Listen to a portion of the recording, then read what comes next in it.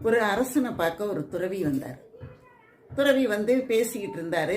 இரவு நேரம் வந்துட்டுது. வந்த உடனே என்ன பண்ணார், அந்த அரசர் அந்த துறவி தூங்கிறதுக்கு நல்ல ஒரு சந்தன கட்டிலும் பஞ்சு மத்தையுமா போட்டு கொடுத்து அவருக்கு தூங்கிறதுக்கான எல்லா வாய்ப்புகளையும் ஏற்படுத்தி கொடுத்துட்டு போயிட்டார்.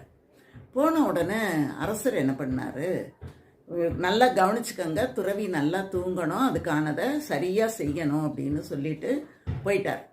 போன உடனே துறவி என்ன பண்ணார், அந்த வேலையாட்களை அழைத்து வெறும் செங்கல்லாம் கொஞ்சம் கொண்டு வாங்க அப்படின்னு சொன்னார்.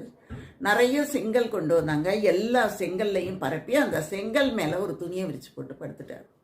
காலையில் மன்னர் வந்து பார்க்குறாரு. இப்படி இவர் படுத்திருக்கிறத பார்த்தோன்னா அவருக்கு ரொம்ப கவலை.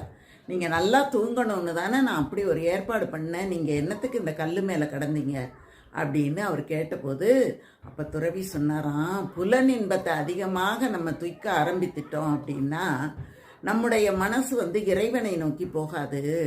அதனால் அந்த புலன் இன்பத்தை குறைத்து இப்போ தான் நான் துறவி ஆயிருக்கேன், இந்த நிலையில் மறுபடியும் எனக்கு புலன் இன்பம் வேண்டாம், அதனால தான் நான் அப்படி பண்ணினேன்னு சொன்னாராம்.